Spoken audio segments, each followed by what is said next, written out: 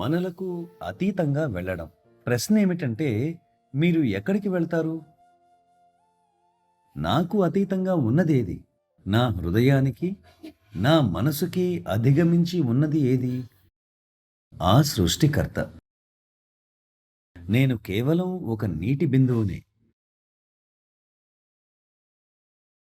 మీరొక సముద్ర తీర ప్రాంతంలో, బీచ్‌లో ఉన్నారని ఊహించండి. మీరు సముద్రానికి ఒక 20 అడుగుల దూరంలో ఉన్నప్పటికీ, మీకు ఒక నీటి బిందువు వచ్చి తగిలింది. మీ అరచేతిలో ఒక నీటి బిందువు పడింది. మీకు ఎంతో సంతోషం వేసింది. ఓహ్! ఇది సముద్రం నుంచి వచ్చిన నీటి బిందువు. ఆ నీటి బిందువు మన చైతన్యంగా భావించండి. ఆ బిందువు తనలో తాను నేను నా సాగరం అనే తల్లి నుండి వేరుపడ్డాను అని అనుకుంటుంది. దురదృష్టవశాత్తు ఆ నీటి బిందువు ఆక్రోశించదు. We are also droplets separated from, మనం కూడా ఆ చైతన్య మహాసాగరం నుండి వేరుపడ్డ అలాంటి నీటి బిందువులమే. we are also not aware that we are separate. మనకు వేరుపడిన విషయం తెలియదు. అయితే మనం ఆ విడివడిన వేదనను అనుభవిస్తాం. And this pain is such. ఆ వేదన ఎలాంటిదంటే దీన్ని ఎవరూ తీర్చలేరు. కేవలం ఈ నీటి బిందువు తిరిగి ఆ మహాసాగరంలో పడి లయం చెందినప్పుడే తీరుతుంది. ఈ ప్రాణశక్తి తిరిగి ఆ పరతత్వం లేదా అనంతత్వంలో లయం అయినప్పుడే. ఈ అవకాశం అందరికీ ఉన్నది. And this possibility does exist for one and all. జీవితంలో మిగిలిన అన్ని సమస్యలు అంతమయ్యేలా, మాయమయ్యేలా చేసే ఈ సమస్యను పరిష్కరించండి. లేకపోతే ఒక్కొక్క సమస్యని పరిష్కరించేందుకు మీరు జీవితాంతం కష్టపడుతూనే ఉంటారు.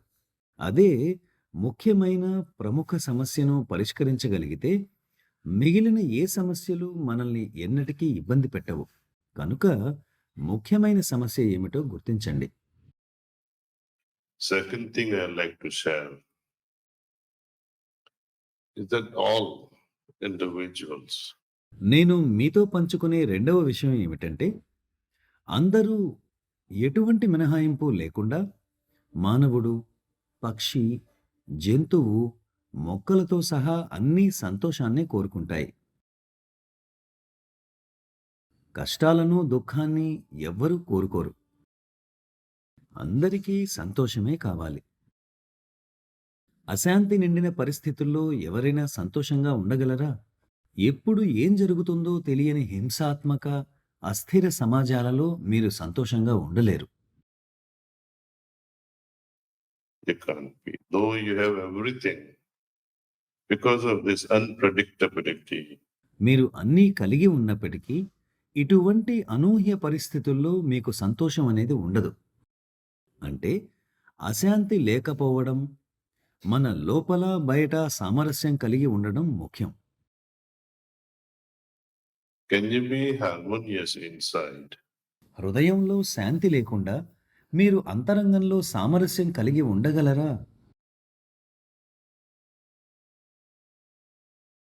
Is peace possible without contemplative mind? ధ్యాన మనసు లేకుండా శాంతి సాధ్యమేనా? ఏకాగ్రత లేకుండా ధ్యానమయ మనసు వీలవుతుందా? మీ మనసును, మెదడును ఉపయోగించకుండా ఏకాగ్రత అనేది దొరుకుతుందా? ఏకాగ్ర చిత్తమునకు అరుదించేందుకు గల ఏకైక మార్గం ధ్యానం మాత్రమే. Is meditation. ఇప్పుడు మీరు పైన చెప్పిన అన్ని అంశాలను ఒకదానికొకటి కలిపితే నిజమైన భావంలో, అర్థంలో సంతోషంగా ఉండాలని కోరుకునే వారందరికీ ధ్యానం తప్ప వేరే ఛాయిస్ ఏదీ లేదు. మీకు ఇష్టమైన, ప్రియమైన వాటిపై ధ్యానించండి. కేవలం భగవంతుడనే కాదు. ఒక కళ ద్వారా వ్యక్తీకరించండి. కళను ధ్యాన వస్తువుగా చేసుకోండి. అన్ని సమయాల్లో మీ హృదయంతో స్పందించండి. హృదయంలో మీ దృష్టిని కేంద్రీకృతం చేయండి.